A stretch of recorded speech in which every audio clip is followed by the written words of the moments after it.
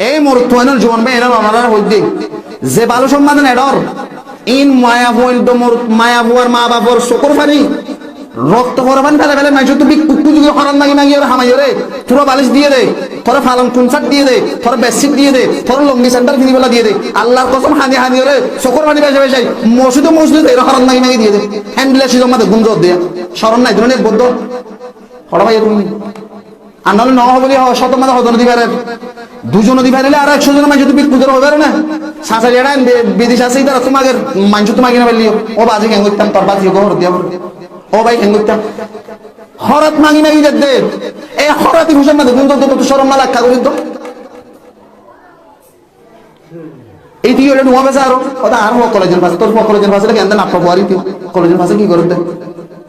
হোর তো মহল্লা বিয়া দিদি ইসলাম চর্চা মাঝে মায়া ভরা মহদিত হয়ে কোরআন মাঝে তোর ফয়দা হোর তো মহল্লা গিয়ে মারা মরতো কলেজের মধ্যে যে ইতে কলেজের তো কুমুর বলি তুই তার গুণা কি কলেজের মধ্যে কি ডিগ্রি লয় হাতাল্লাহ হইল বাসিয়ম ইন কিয়ামতের আখিরে জমানা আর রিজিক মানে আর খানা মাঝে একটা তো হালাল শেষ নাই যদি আমি মনে করি যদি আল্লাহ কসম করে যদি কুরটা গাদ দিলে যদি হোর উঠি আর যদি জবরদস্তি করে আগে যদি ইতার আমার দিত মনে নগর বলা যদি খুঁজিলে যদি লাগি নারাজি গিয়ে যদি খবর কিন্তু নামাজ পড়াই যদি আল্লাহর কসম নামাজ নবিয়া নামাজ কবুল নামাজ ভিতরে ওয়া বেদ দুদিলে আছে এক বলতে তোমার জিম্মা আদই বলে হারাম শিষ্ট করে ইবাদত দিলে ইবাদত কবুল হবে হই আল্লাহ নবী তোমার জিম্মা তো যাবে কিন্তু তোমার ইবাদত কেন কবুল হবে ইবা মনে হয় না মনে হলো দেখি আছে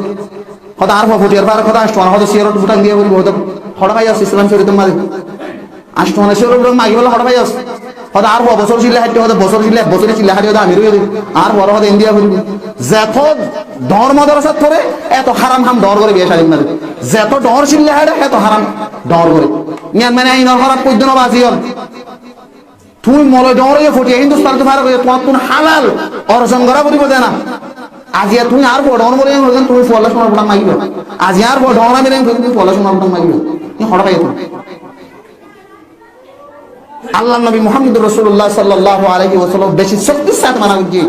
লা ইয়াহিল্লু মালু মুরইন মুসলিমিন দাম তুমি হর মুসলমান হালাল নাই কোন কোন মুসলমানের মাল